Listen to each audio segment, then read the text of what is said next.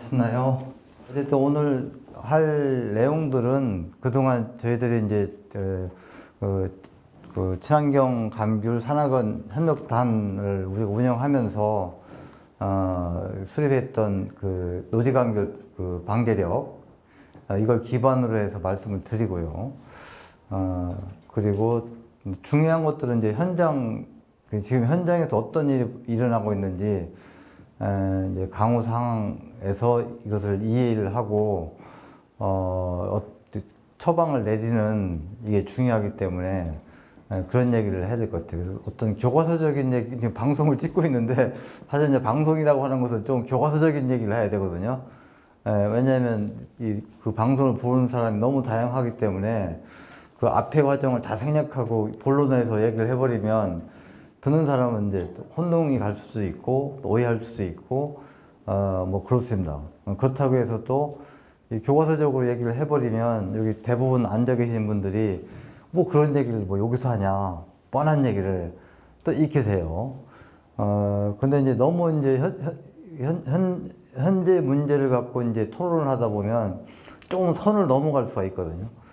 그러니까 어떤 처방의 방식이죠. 그러니까 좀 검증되지 않는 부분도 있고, 뭐 그런 거, 그러니까 현장에서 검증된 어떤 단연간의 어떤 실행을 통해서 이게 정착되는 것이고, 이제 그런 건데, 이제 실제 이제 현장을 가다 보면 또 그렇지 않은 것도 굉장히 많잖아요. 그래서 그런 선을 넘을 수밖에 없기 때문에 아마 지금 이 방송을 보신다고 하면 그런 부분을 잘 이해하고 이것을 들으시고 그 현장에 응용을 하셔야 된다 하는 것을 먼저 말씀을 드려요. 그래서 아주 그 구체적인 내용들을 갖고 이제 좀 그 토론을 하려고 하거든요. 그래서 금년도 상황은 일단 이걸 생략을 좀 하고요. 금년도 상황을 제가 몇 번 정리를 해서 밴드나 이런 것을 올렸었고요. 아마 처음에는 뭐 4월 달부터 몇 번 자료를 정리해서 올렸는데 앞에는 생략을 하고 바로 5월 2일 날 만든 자료를 갖고 먼저 말씀을 좀 토론을 하고자 합니다. 그래서 그러니까 이제 이걸 보고 거꾸로 다시 이제 그 구체적인 방제 계획에 대해서 말씀을 드릴 건데요. 이 자료는 제가 올리지 않은 것 같아요. 최근에 만든 자료라서. 이것을 보면 이게 3월부터 4월 그리고 5월하고 오늘이 이제 7일이잖아요. 그죠? 7일. 이 자료는 5월 2일 날 만든 자료예요. 그 전제 조건이. 그래서 5월 2일 날 예보에 보면 5월 4, 5일 날 비가 온다고 이렇게 예보가 돼 있고, 그 예보 내용은 이렇습니다.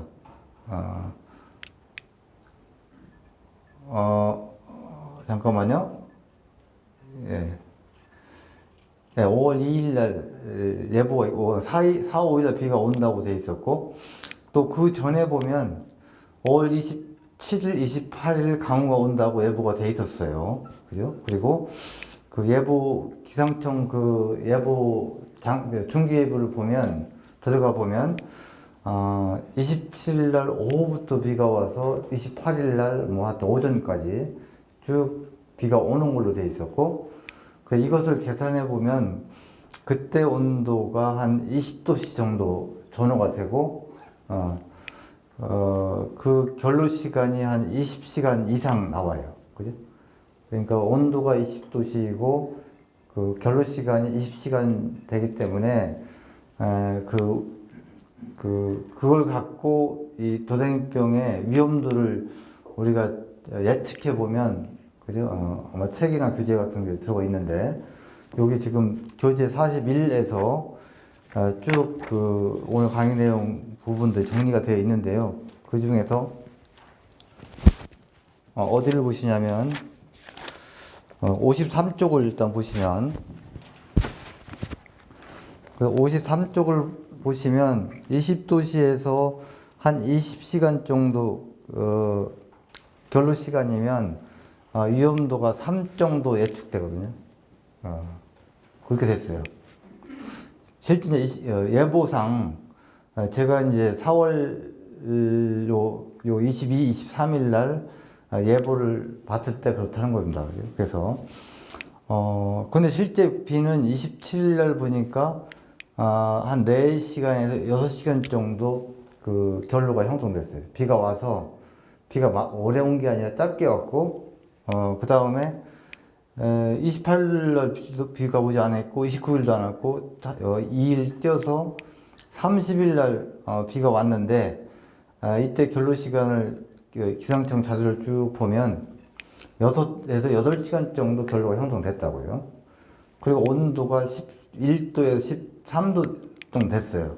그러면 이 두 조건을 보면 여기 11에서 13도 정도고 결로가 6시간에서 8시간 정도면 거의 감염이 안 일어나는 수준이 돼버렸고 그럼 이것도 마찬가지예요. 4, 6시간 정도면 도생이병 감염이 일어나기 어려운 그런 조건이 됐다 하는 거죠. 실제 예보상에서는 위험도가 높았지만 실제 강우는 그렇게 크지 않았다는 거죠. 그죠?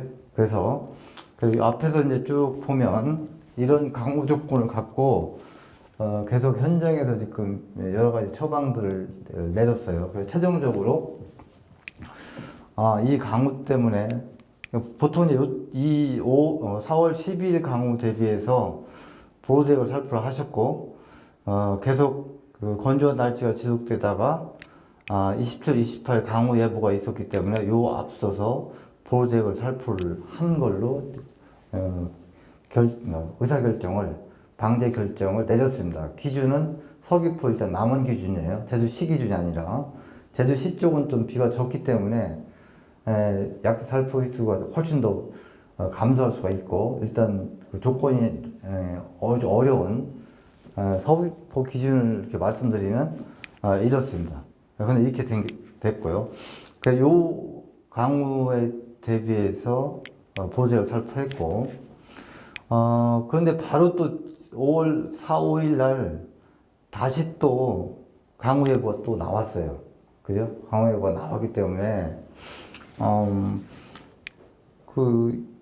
그리고 이 기간이 짧았어요. 1, 2, 3일 정도. 날씨가 이제 맑은 날이 좀 지속되면 보호제를 살포할 수 있는 타이밍, 그러니까 시간을 잡기가 좋은데 30일 날 비가 오고 짧은 기간 내에 바로 비가 오기 때문에 요 가운데 보호제를 살포하기 어려웠다는 거예요. 살포할 타이밍이 없었어요. 그러면 결국은 요때 살포한 이 보호제액으로 이것까지 말하자면 보호를 할 수밖에 없는 그런 상황이고 대부분 이제 어쩔 수 없기도 하고 다른 처방을 할 수 없기 때문에 이런 형태로 가게 된 거고요. 다행히 근데 이제 실제 상황에서는 비가 적었고 위험도가 낮았다 하는 게 이제 그 결론인데 그래서 만일에 이때 정말 위험도가 3 이상으로 올라갔다 그러면 이게 올라갔다고 하면 그 석유화학제 처방이 들어가는 것이 더 합리적인 판단이 됐겠죠. 근데 지금은 어쨌든 결과적으로 강우가 짧았기 때문에 이거 갖고 이 강우까지 막아야 되는 그런 상황이 됐습니다. 그래서 근데 그 결과가 어떻게 나왔는지는 이제 뒤서 일단 더 말씀드리고 그 앞쪽으로 가면 이제 여기 3월 27일 날 강우는 사실 10시간 정도 형성이 됐고요. 결로 시간이. 그 다음 그 온도 17, 18도였어요. 그러니까 그 위험도를 보면 한 0에서 1 정도. 그죠? 1 이하, 또 0에서 1 이하. 그러니까 지역에 따라서 다르겠지만, 위험도가 높지는 않았고, 그 다음에 이때는 이제 월동 병원반에서 포자가 만들어져야 되기 때문에, 초기이기 때문에, 이 정도면 그 심한 감염을 유발하기는 어려운 그런 조건이라고 판단할 수가 있어요. 그리고 이제 통상적으로 도생이병에 초점을 맞추면 도생이병이 이제 포자 형성을 해서 감염을 일반적으로 일으키는 시기는 4월 하순이거든요. 그렇기 때문에 4월 하순에 첫 방제가 일반적으로 들어간다고요. 4월 20에서 25일 사이라든지 그때 그 순이 그 입이 1cm 정도 되는 그런 시기에 맞춰서 첫 번째 보호제를 처방한단 말이에요. 일반적으로. 그죠? 그러니까 이 시기는 거의 그러니까 평년 같다고 하면 요 보호제액이 첫 번째 보호제액이 됐을 거예요. 그죠? 평년이었다면. 근데 이제 금년은 아주 특이한 상황이었거든요. 온도 자체가 굉장히 따뜻했어요.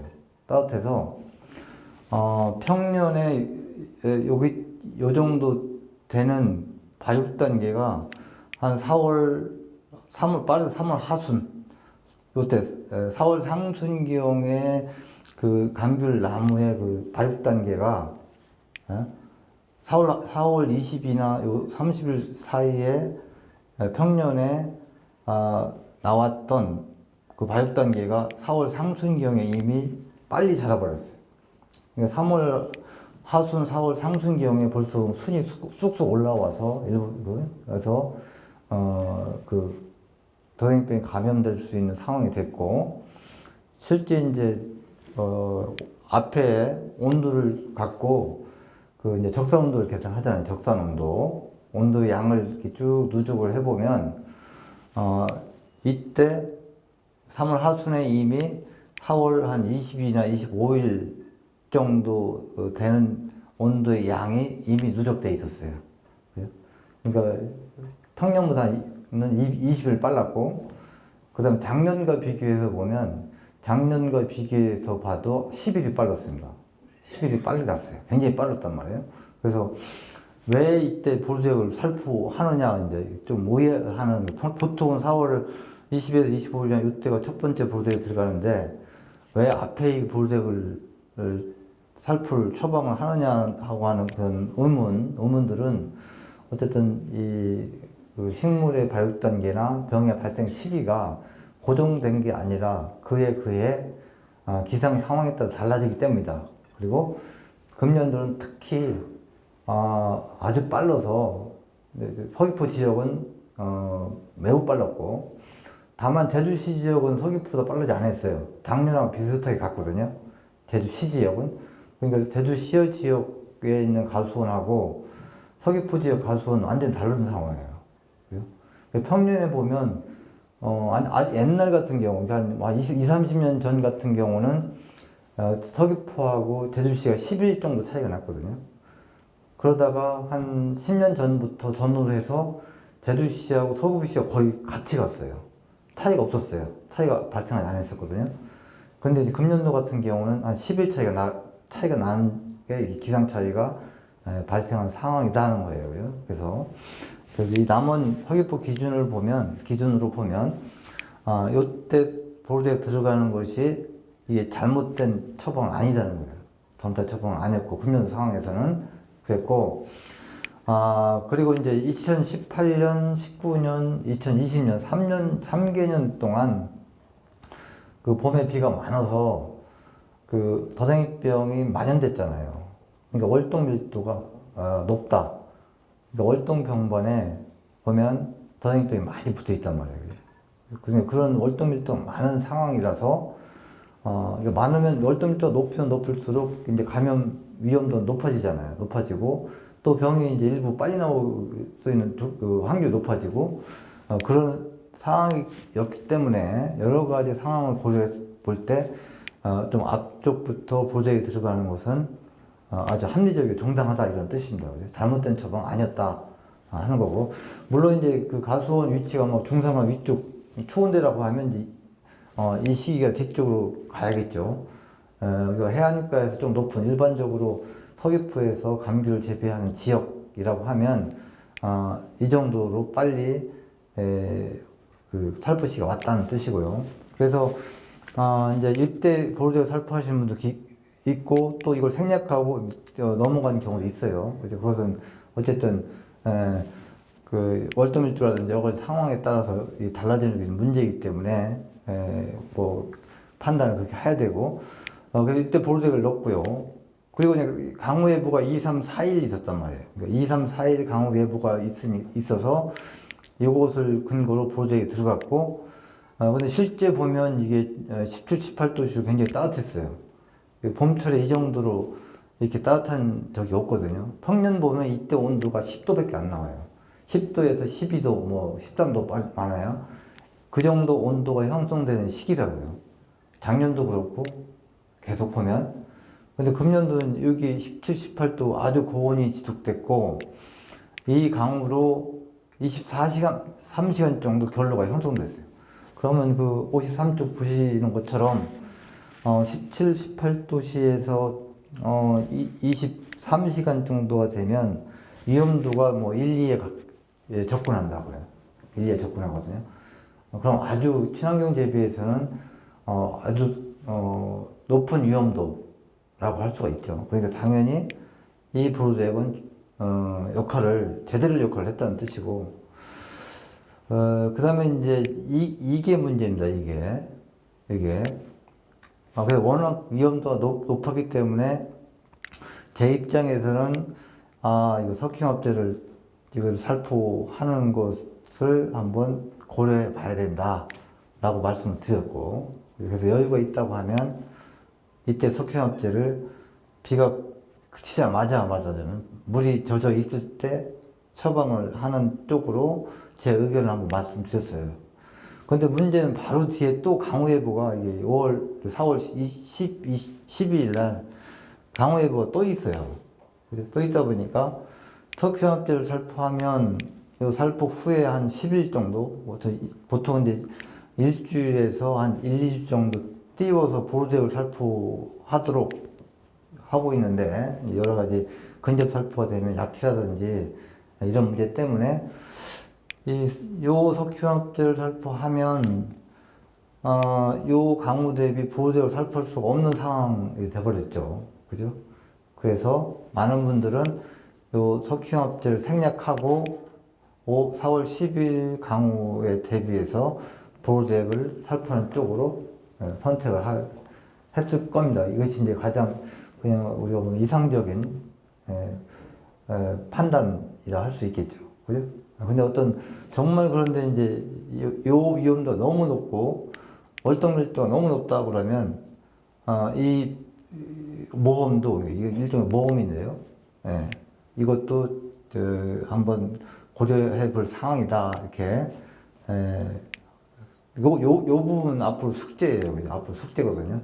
과연 요 석회화합제를 넣고 한 5일 정도, 1, 2, 3, 4, 5일 정도 지난 다음에 보호잭을 넣었을 때, 요 보호잭은 그 석회 보호잭 자가 제조를 뜻하는 겁니다. 넣었을 경우에 과연 이게 나무에 이상이 없고 갈 수 있을 것인가 하는 것들은 앞으로 숙제고, 또 현장에서 이제 그 경험을 통해서 이 부분을 에 대한 어떤 문제점들을 이제 파악해 나가야 돼요. 그러니까 앞으로 회원분들이 다양한 이제 상황에 직면하게 될 텐데, 거기에서 이것을 하나하나 세밀하게 이것을 분석을 하고 이해를 해서 그 어떤 결정을 내려서 처방을 내려야 한단 말이에요.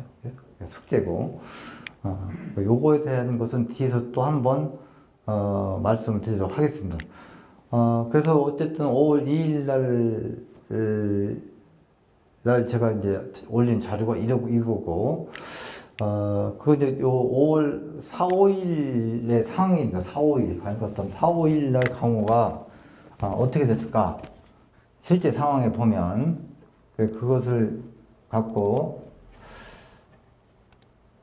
5월 5일 날 제가 이제 만든 자료인데요. 그 자료를 어떻게 올리진 않았어요. 왜냐면 지금 이제 기상예보에 있어서 앞으로 비가 막 올 거고 이런 위험 상황이면 이걸 올려가지고 이제 좀 이렇게 토론을 했을 텐데, 또 앞으로 계속 건조하더라고요. 그러니까 토론이 필요 없는 상황이라서 이 자료만 만들어 놓고 그냥 놔뒀어요. 놔두고 오늘 그걸 말씀드리면, 이제 요것이 5월, 4월 강우가 이렇게 예측되었다. 강우 예보가 없다는 거고요. 그리고 이제 여기 보호잭을 여기 들어갔었기 때문에 요 사이에 보호잭을 못 들어가니까 그냥 보호대를 생략하고 이 강우를 맞이하게 된 거죠. 그럼 그 후에 어떻게 됐냐면,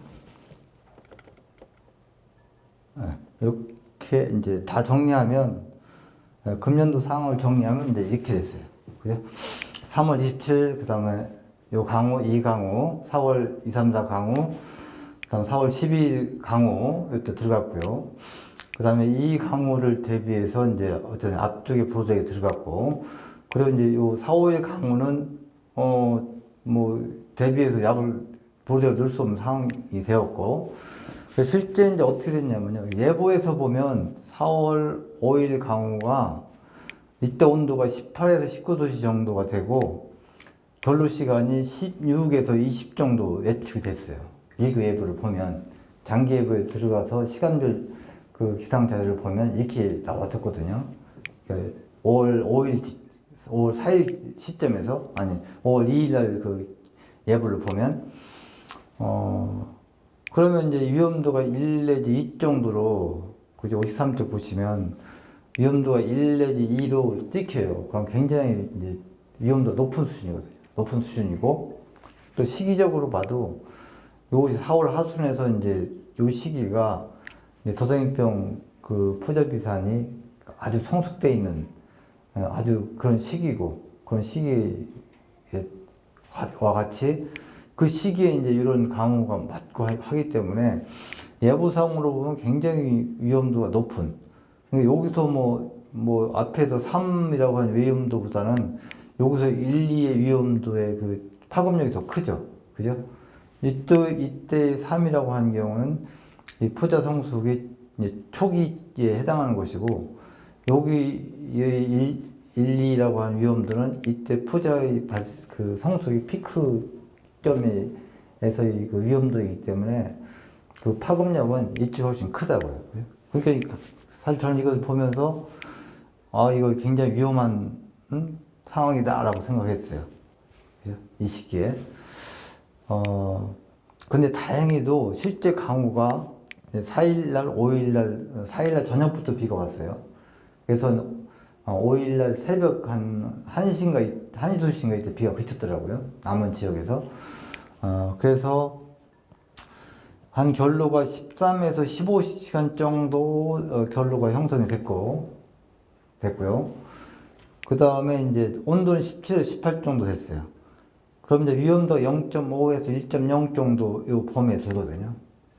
사실은 이 위험도 0.5에서 1 정도의 위험도라고 해도 이제 친환경 재배에서는 아주 위험도가 높은 것이고, 특히 이제 금년도 같이 2018, 19, 20년 계속해서 도생병 발생이 심한 이런 상황에서 월등밀도 높은 상태에 있기 때문에 이 위험도도 굉장히 높은 위험도를 할 수가 있고요.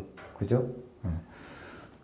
지금 이제 농장 감귤원에서 도생이병 봄순에 도생이병 그 병반이 나왔는지 안 나왔는지 제가 아직 못 들어봤어요. 누군가 나왔죠. 나왔을 거. 그러면 앞쪽에 요 강우 요거 아마 요 강우에 의해서 감염이 대부분 일어났을 거예요. 물론 요것도 위험도가 있는데. 그죠? 그러면 이제 보니까 또 요때 보니까 또 열매가 이미 착과가 돼서 개화가 4월 여기 후반기에 이미 개화가 됐고 5월 한 1, 2일 되니까 이때 그 열매가 열렸더라고요. 벌써 착과가 돼서 콩알만하게 열매가 열렸단 말이에요. 그죠? 그러면 이 강우는 실질적으로 이제 봄순에서 나왔던 그 병균이 과실로 이제 2차 감염될 수 있는 그런 또 시기랑 또 맞아 떨어져요. 그러니까 이 위험도 굉장히 높단 말이에요. 그죠? 그럼 이제 이 보호대 가지고 이것까지 커버를 좀 했어야 되는데, 과연 이제 이 강우에 의해서 세척이 일어나고, 또 이 강우로 또 세척이 일어나면서 보호대가 살포하는 것이 이제 자꾸 잔류가, 줄어들면서 이제 전부 방어할 수 없는 상황으로 이렇게 가겠죠. 이 보호대의 그 운명이 말하자면 그 방어 능력이 이제 이 강우 여러 차례 강우를 통해서 이렇게 감소하게 되는데, 그럼 이 강우를 과연 어느 정도 보호할 수 있을까 하는 것이 이제 가장 알고 싶은 내용이잖아요. 그죠? 현장에서는 불안하기도 하고, 예.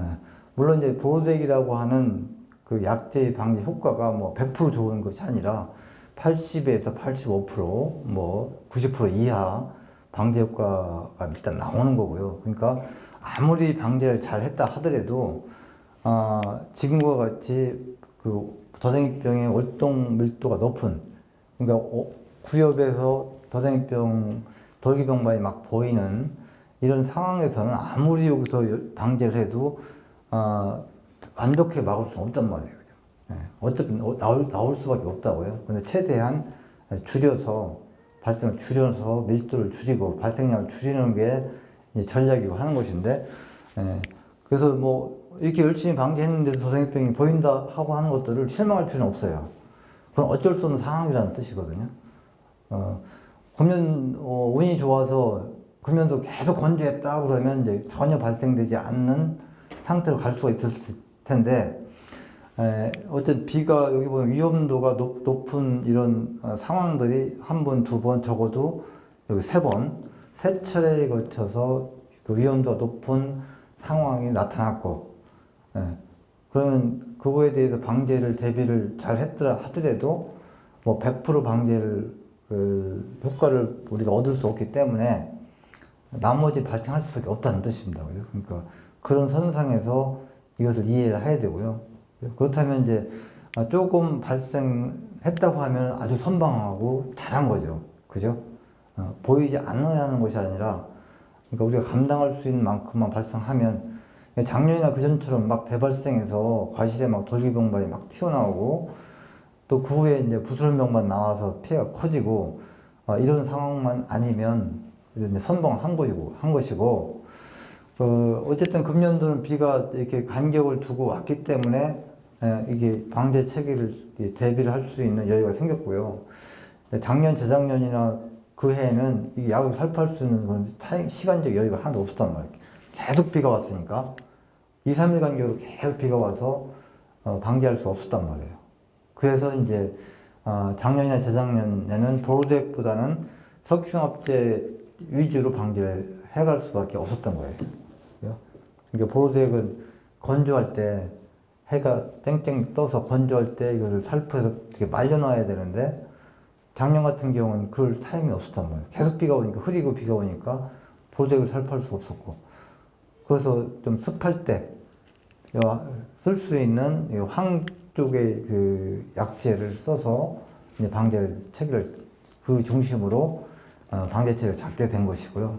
어쨌든 금년도는 보호대액 중심으로 방제 체계가 가능했다 하는 겁니다. 그래서 감귤연구소나 이쪽에서 실험한 걸 보면 보호대액의 효과가 황보다 한 10%에서 20% 정도 좋아요. 방제 효과가. 실질적으로. 그러니까 보호대액을 살포할 수 있다고 하면 보호대액을 살포하는 게 1순위고, 보호대액을 살포할 수 없는 상황이면 손 놓고 있을 수가 없잖아요. 그게 대비해서 황으로 처방을 하고, 이게 기본 그 방제력의 기본 원칙이었고요. 그리고 정말 위험도가 높은 경우, 높은 경우는 여기나 여기처럼 위험도가 여기보다 더 높았다고 하면, 또 이때도 쓸 수 있겠지만, 위험도가 높으면 앞에 보호대액을 살포하고 나서 이제 강우 유실로 이제 이 강우량 잔류량 자체가 줄어들고, 이 강우에 의해서 이제 어느 한계에 도달하고, 이렇게 되면 이제 뒤쪽에 내리는 강우로 전염되는 병은 막지를 못하기 때문에, 그죠? 그래서 그것을 막기 위해서 끝나자마자 황계통의 약을 넣자고 하는 개념이었거든요. 그죠?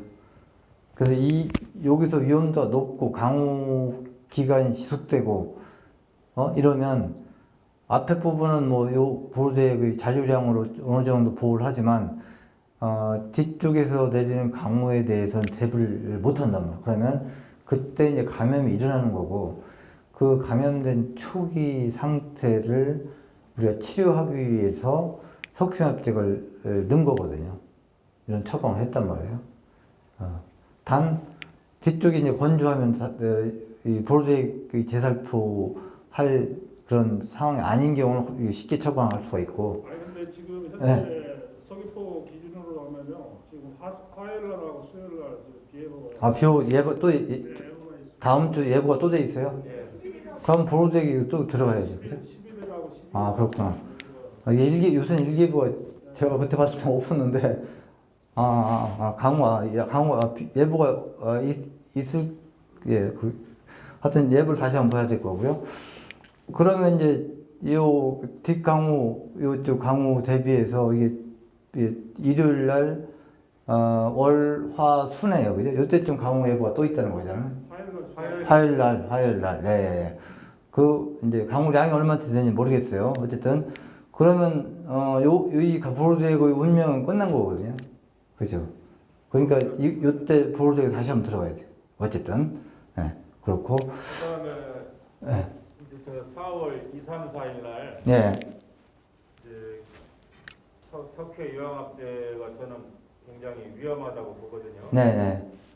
저 같으면은 저 때는 열매가 없으니까 물에다가 동만 1kg 1톤에 넣어서 뿌리든지 아니면 이식으로 물이 마르기 전에 공중살포합니다. 아, 그래요? 예. 보호대으로. 왜냐하면 이파리는 동피해가 열매보다 상대적으로 적어요. 네, 그렇겠죠. 예. 네. 그래서 우호식을 우리가 1차 방지할 때 쓰는 이유가 상대적으로 제가 농사지면서 동을 뿌려봐도 입에 까만 점, 동피해가 발견한 적이 없어요. 네. 근데 열매는 까만 점이 있으면 동피해로 보거든요. 우리 네, 그렇죠. 많이 뿌리는 사람은. 그래서 열매가 있을 경우에 이제 저런 상황에는 그냥 동만 뿌리는 건 위험하기 때문에 물이 마르기 전에 2식 정도를 뿌리게 되면 이파리 같은 경우에는 이제 그 동으로 그 치료가 되는 그 과정이 이파리가 이제 그 뭡니까 그 포자가 구멍을 뚫은 데는 까맣게 타요. 네. 올해도 제가 저희 농장에는 이제 까맣게 탄 구멍이 뚫린 게 발생했는데 저는 그것이 굉장히 분명히 뚫려야 된다라고 보거든요. 네, 구멍의 효과가 있는 어쨌든. 거기 때문에. 네.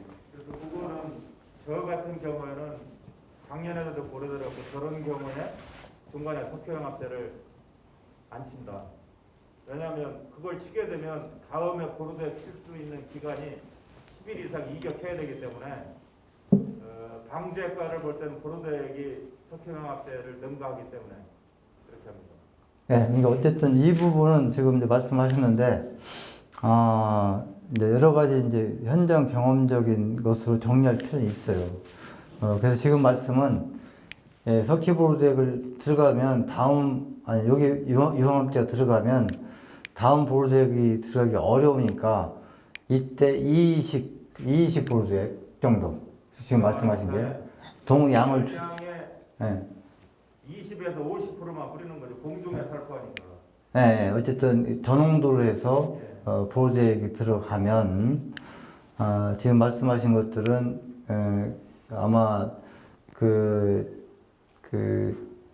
감염 초기에 있을 때 이제 동이 조직 속 아니 깊이 들어간 것이 아니니까 그죠? 어떤 그 치료 효과 형태 나오는데 사실 이거 조직이 죽는 거죠, 그죠? 죽는 거죠. 그 구리 농도가 높아지기 때문에 식물체 조직이 죽을 거예요. 죽는 거거든요. 그걸 보면 어쨌든 아마 비가 온 다음에 흐리고 물기가 있을 때 동제를 살포하면 동이 과도하게 녹아나왔을 거라고요. 그러면서 식물의 약한 조직을 공격해서 식물 조직이 죽었을 거예요. 그죠? 근데 검은 반점이 나올 것이고, 근데 이제 이것을 이제 다른 측면에서 해석을 하면 아마 몇 년 전인가 회장님께서 그때 독일에서 쓰던 무슨 동제가 있어 이름을 잘 까먹었는데 독일에서 있던 동영양제 계통 그러니까 방제용이 아니라 구리 결핍이 때문에 이제 살포하는 영양제가 있어요. 동해 농도 아주 약한 거. 그래서 그 실험을 독일에서 많이 했더라고요. 그래서 그 실험자들을 쭉 보니까 직접적인 방제 효과가 아니라 그것을 살포하면 식물이 병에 대한 내성이 증가한다 이렇게 돼 있어요. 병의 내성이 증가한다 이런 말이 나오고 그러니까 식물이라고 하는 것은 그 자체적으로 그 병에 방어하는 그런 능력들이 갖고 있거든요. 조금은 그죠? 조금 갖고 있단 말이에요. 그 식물에 상처를 내면 그 이제 유도 저항성이라고 그래서 그 병에 대한 내성이 강해진다고요. 일부러 식물에 상처를 내기도 하고 이렇게 하게 되는데 그 여러 가지를 종합해 보면 이제 이때 사용한 그 이식 정도의 통이 직접적인 방제보다는 식물 조직을 파괴시키니까 병이 뚝 들어가다가 식물이 죽으면 자기도 같이 죽는 거거든요. 그게 대표적인 그런 증상이 그 검은점 무늬병, 흑점병이 이제 흑점이 그렇게 나오는 거거든요. 검은점 무늬병 그 포자가 병균이 감귤 조직을 침입하면 그 감귤 조직이 스스로 죽어버려요. 그 주변에 있는 세포가 죽어버리거든요. 그러니까 병이 가다가 다 죽어버리니까 더 이상 못 가고 그래서 같이 죽어버리는 거예요. 자기 방어의 하나의 방식이거든요. 그게 그걸 갖다가 이제 그 과민 반응 뭐 이런 말로 이제 해석을 하는데 외부 자극에 대해서 과민하게 반응해서 그냥 미리 그 주변을 스스로 죽어버려요. 그러면 병이 오다가 딱 막혀버리니까 먹을 게 없어서 그렇게 해서 이제 그 방어가 생기고 하는데 아마도 그 동제라는 것들이 그런 역과 비슷한 그 세포를 죽여버리니까 그런 역할을 했을 것이고 식물체 입장에서는 뭔가 자기 식물 조직이 죽으면 이게 이제 어떤 방어 능력을 발휘한단 말이에요. 그래서 그런 여러 가지 것들이 아마 복합적으로 제가 해석을 하자면 작용하지 않았을까라고 하는 생각이 들어요. 그래서 그런 것도 이제 이런 처방은 굉장히 아무나 할 수 없는 것들이에요. 그러니까 지금 현장 경험이 많고 이걸 관찰을 통해서 가능하기 때문에 이게 된 거지 누구나 초보자가 이렇게 처방할 수는 없다 이거예요. 그러니까 아마 여기 계신 분들은 잘 이 부분을 이해해서 새겨 들으셔서 향후 상황에 활용하시길 바라고요.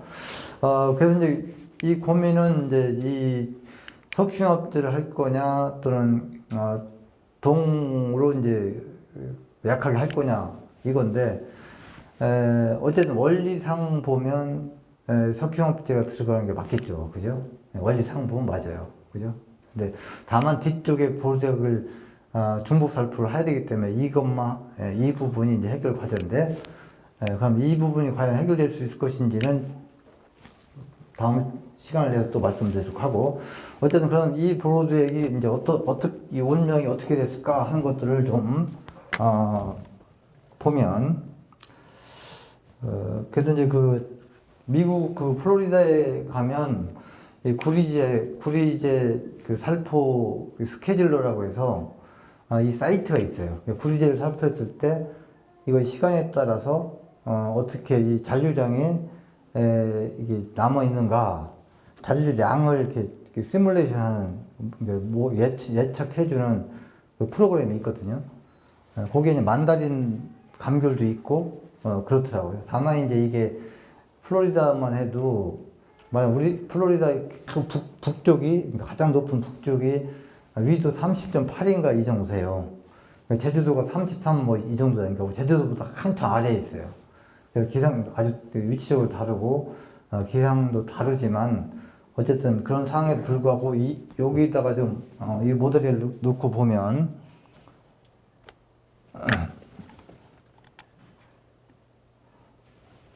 그래서 요것은 제가